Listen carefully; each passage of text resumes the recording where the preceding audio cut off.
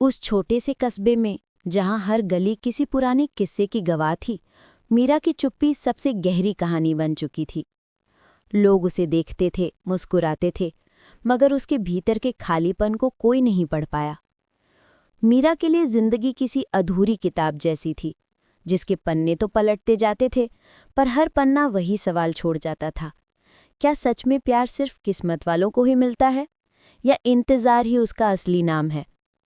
उसने बहुत कम उम्र में अपने पिता को खो दिया था, और माँ की आंखों में हर दिन डूबता हुआ सूरज देखना उसे कमज़ोर नहीं बल्कि और चुप बना गया था, क्योंकि उसे लगता था आंसू दिखाने से लोग कमज़ोर समझते हैं। मीरा के कस्बे में लोग रिश्ते शब्दों से नहीं, फ़ायदे से जोड़ते थे, इसलिए उसके आसपास भीड़ तो थी, मगर अपनापन नहीं था। हर कोई ज़रूरत तक ही साथ देता था, उसके बाद सब रास्ते बदल जाते थे। एक दिन कस्बे में एक नया चेहरा आया। नाम था आरव। उसकी आंखों में शहरों की तेजी थी, लेकिन मुस्कान में गांवों की सी सादगी, जो बिना वजह भी सामने वाले का दिल हल्का कर देती थी। आरव ने मीरा को पहली बार लाइब्रेरी में देखा, जहां वो हर दिन उसी कोने में बैठकर पुराने उपन्यास पढ़ती थी, मानो उन कहानियों में उसे अपनी खोई हुई खुशियां मिलती हों, जो असल जीवन में कभी मिली नहीं। धीरे धीरे आरव और मीरा की बातें शुरू हुईं, पहले किताबों पर, फिर विचारों पर, और फिर उन जख्मों पर जो दोनों के दिलों में बिना आवाज के गहरे उतर चुके थे, और एक अनकहा रिश्ता जुड़ गया। मीरा को पहली बार महसूस हुआ कि कोई उसकी बात बिना बीच में काटे सुन रहा है, उसकी चुप्पी को भी समझ रहा है। जो लोग सालों से नहीं समझ पाए थे, वो एक अजनबी कुछ दिनों में समझने लगा था। लेकिन मीरा डरती थी, क्योंकि उसने हमेशा देखा था कि जो भी पास आता है, एक दिन दूर जरूर चला जाता है। जैसे बारिश के बाद बादल बिखर जाते हैं और जमीन फिर से प्यासी रह जाती है। आरव को नौकरी के लिए जल्द ही शहर लौटना था, और ये सच मीरा को अंदर ही अंदर तोड़ रहा था, मगर उसने फिर भी कुछ नहीं कहा, क्योंकि वो अपने अधूरे सपनों को किसी पर बोझ नहीं बनाना चाहती थी। जाने का दिन आया। स्टेशन पर भीड़ थी, शोर था, पर मीरा के लिए सब कुछ जैसे थम सा गया था। सिर्फ आरव का चेहरा और उसकी आंखों में छुपा दर्द ही उसे साफ दिख रहा था। आरव ने सिर्फ इतना कहा, मैं लौटूंगा जरूर, अगर जिंदगी ने मौका दिया। और यही शब्द मीरा के दिल में किसी वादे की तरह उतर गए, हालांकि उसे पता था वक्त अक्सर वादों को तोड़ देता है। दिन बीतते गए, हफ्ते बदले, मौसम बदले, लेकिन मीरा का इंतजार वहीं का वहीं रहा। हर शाम उसे स्टेशन की पटरियों से आने वाली सीटी में आरव की आवाज़ सी सुनाई देती थी। लोगों ने बातें बनाई, ताने दिए, समझाया कि जिंदगी ऐसे नहीं रुकती, पर मीरा को इंतजार से अब डर नहीं लगता था। उसे डर सिर्फ इस बात का था कि अगर आरव लौट आया तो वो क्या कहेगी। 1 साल बाद उसी लाइब्रेरी के बाहर वही सादगी भरी मुस्कान फिर दिखाई दी। आरव सच में लौट आया था, कुछ थका हुआ, कुछ बदला हुआ, लेकिन उसकी आंखों की सच्चाई अभी भी वैसी ही थी।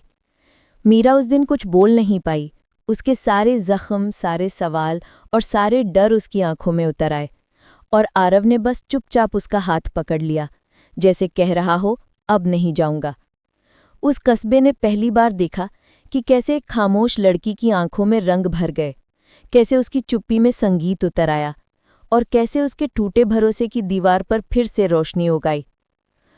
उन दोनों ने तय किया कि शहर की दौड़ में नहीं भागेंगे, बल्कि उसी कस्बे में एक छोटी सी लाइब्रेरी खोलेंगे, जहां हर कहानी किसी उम्मीद से शुरू होगी और हर पाठक अपने जख्मों को आराम दे सकेगा। मीरा को अब बादल देखकर अधूरापन नहीं लगता था, क्योंकि उसे पता था कि हर बादल बरसात नहीं लाता, पर कुछ बादल सिर्फ छाया देने भी आते हैं, और कुछ लोग सिर्फ साथ निभाने आते हैं। उसने समझ लिया था कि अधूरापन जिंदगी का हिस्सा है, लेकिन अगर कोई साथ चलने वाला मिल जाए तो वही अधूरापन खूबसूरत सफ़र बन जाता है, जिससे इंसान खुद को भी नए सिरे से पहचान लेता है। उस छोटे से कस्बे में आज भी लोग गुजरते हैं, पर अब मीरा की लाइब्रेरी के बाहर एक पंक्ति लिखी है, जो हर टूटे दिल को थोड़ी राहत देती है। अधूरी चीज़ें ही अक्सर सबसे ज़्यादा सच्ची होती हैं। और जब कभी शाम को हल्की बारिश होती है, तो मीरा खिड़की के पास खड़ी होकर मुस्कुरा देती है, क्योंकि अब उसे पता है कि हर बादल के पीछे सिर्फ अंधेरा नहीं, कभी-कभी नया सवेरा भी छुपा होता है। उसकी कहानी अब लोगों की कहानी बन चुकी है, जहां दर्द, इंतजार और भरोसे की डोर आपस में उलझकर भी आखिरकार एक सुंदर पैटर्न बना देती हैं, जिससे सीख मिलती है कि टूटना अंत नहीं होता। मीरा अब खुद दूसरों को समझाती है कि प्यार भी मौसम जैसा होता है, कभी तेज कभी धीमा, पर अगर जड़ें मजबूत हों तो कोई भी तूफानों से उखाड़ नहीं सकता, बस थोड़ा धैर्य चाहिए होता है। उसकी आंखों में अब भी नमी है, मगर वो दुख की नहीं, वो अनुभव की है, जो हर उस इंसान को मजबूत बनाती है जिसने जिंदगी में खोया भी हो और फिर खुद को दोबारा पाया भी हो। और इस तरह एक अधूरी लड़की की अधूरी कहानी धीरे धीरे पूरी बन गई, क्योंकि उसे कोई परफेक्ट इंसान नहीं मिला, बल्कि कोई ऐसा मिला जिसने उसकी अधूरी दुनिया को अपनाने का साहस दिखाया था। इस कहानी की खास बात यही है कि इसमें कोई परी कथा जैसा अंत नहीं, बस एक सच्चा अंत है, जहां दर्द भी है, यादें भी हैं, मगर सबसे ऊपर एक सादा सा सुकून भी है। मीरा जान चुकी थी कि हर रिश्ते को नाम की ज़रूरत नहीं होती, कुछ रिश्ते बस महसूस किए जाते हैं, जैसे बारिश की खुशबू जो दिखती नहीं मगर पूरे माहौल को बदल देती है।